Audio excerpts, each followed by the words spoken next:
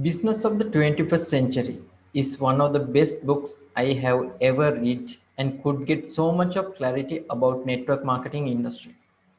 But I notice many people coming into network marketing business without having a proper knowledge on the industry as well without having a proper idea about why they need to start a business.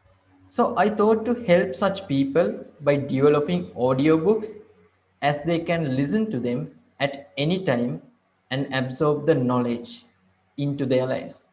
I was so blessed as I got exposed to Robert Kiyosaki's teachings since I started this business years back.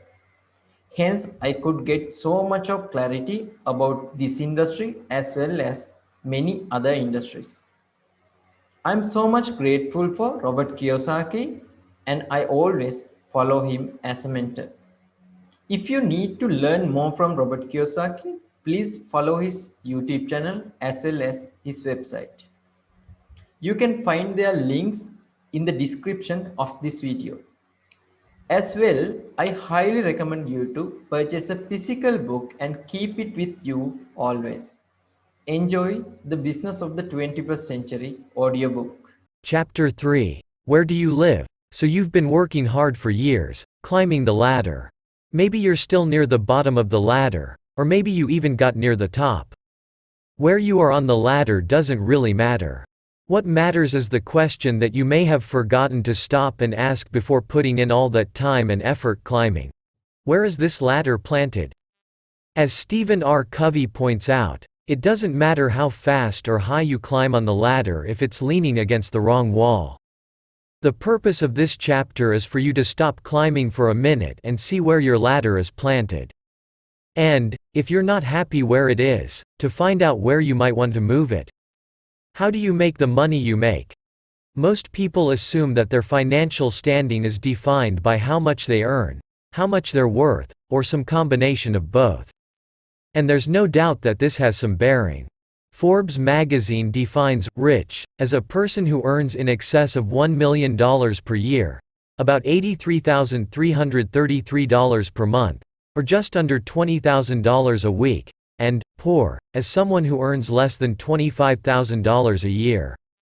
But even more important than the quantity of money you make is the quality of money you make. In other words, not just how much you make, but how you make it, where it comes from. There are actually 4 distinct sources of cash flow. Each is quite different from the other, and each defines and determines a very different lifestyle, regardless of the amount of cash you earn. After publishing Rich Dad Poor Dad, I wrote a book to explain these 4 different income worlds. Many people have said that this book, Cash Flow Quadrant, is the most important writing I've done because it goes right to the heart of the crucial issues involved for people who are ready to make true changes in their lives. The cash flow quadrant represents the different methods by which a cash income is generated. For example, an employee earns money by holding a job and working for someone else or a company. The self-employed are people who earn money working for themselves, either as solo operators or through their own small business. A business owner owns a large business, typically defined as 500 employees or more, that generates money. Investors earn money from their various investments, in other words, money generating more money. E equals employee. S equals self-employed or small business owner. B equals business owner. I equals investor. Which quadrant do you live in? In other words, from which quadrant do you receive the majority of the income on which you live? The E quadrant. The overwhelming majority of us learn, live, love, and leave this life entirely within the E quadrant. Our educational system and culture train us, from the cradle to the grave, in how to live in the world of the E quadrant. The operating philosophy for this world is what my poor dad, my real father, taught me, and what you probably learned, too, when you were growing up. Go to school, study hard and get good grades, and get a good job with benefits at a great company. The S quadrant. Driven by the urge for more freedom and self-determination, a lot of people migrate from the E quadrant to the S quadrant. This is the place where people go to strike out on their own and pursue the American dream. The S quadrant includes a huge range of earning power, all the way from the teenage freelance babysitter or landscaper just starting out in life to the highly paid private practice lawyer, consultant, or public speaker. But whether you're earning $8 an hour or $80,000 a year, the S quadrant is typically a trap. You may have thought you were firing your boss, but what really happened is that you just changed bosses. You are still an employee. The only difference is that when you want to blame your boss for your problems, that boss is you. The S quadrant can be a thankless and difficult place to live. Everyone picks on you here. The government picks on you. You spend one full day a week just in tax compliance. Your employees pick on you.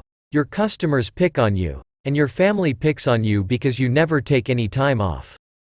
How can you? If you do, you lose ground. You have no free time because if you take time off, the business doesn't earn money. In a very real way, the S stands for slavery. You don't really own your business owns you. The B quadrant. The B quadrant is where people go to create big businesses. The difference between an S business and a B business is that you work for your S business, but your B business works for you. I have many B businesses, including my manufacturing business, my real estate business, mining companies, and others. Those who live and work in the B quadrant make themselves recession-proof, because they control the source of their own income. The I quadrant. This is not rocket science. My rich dad taught me to live in the I quadrant by playing Monopoly, and we all know how that works. 4 greenhouses, 1 red hotel. 4 greenhouses, 1 red hotel. Changing jobs is not changing quadrants. Now let me explain why it's so important to understand these different quadrants.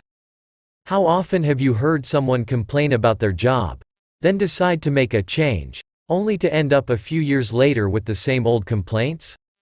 I keep working harder and harder, but I'm just not getting ahead.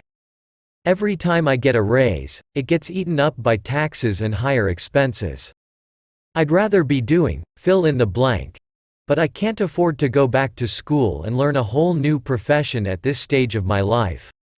This job stinks. My boss stinks. Life stinks. Etc. These and dozens of others like them are all statements that reveal a person who is trapped. Trapped not in a certain job, but in an entire quadrant.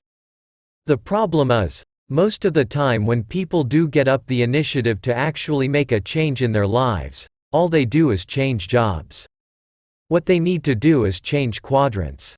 Breaking away from those typical job structures and creating your own stream of income puts you in the best position to weather an economic storm, simply because you are no longer dependent on a boss or on the economy to determine your annual income. Now you determine it. The left-hand side, the E and S quadrants, is where most people live. That's where we are brought up and trained to live. Get good grades, so you can get a good job, we're told. But your grades don't matter in the B quadrant. Your banker doesn't ask to see your report card, he wants to see your financial statement. Breaking away from those typical job structures and creating your own stream of income puts you in the best position to weather an economic storm, simply because you are no longer dependent on a boss or on the economy to determine your annual income. Now you determine it. At least 80% of the population lives in the left-hand side of this picture. The E quadrant, especially, is where we are taught we will find safety and security. On the other hand, the right-hand side, the B and I quadrants, is where freedom resides. If you want to live on that side, then you can make it happen. But if you want the relative safety of the left-hand side, then maybe what I have to share here is not for you. That's a decision only you can make. Which quadrant do you live in? Which quadrant do you want to live in?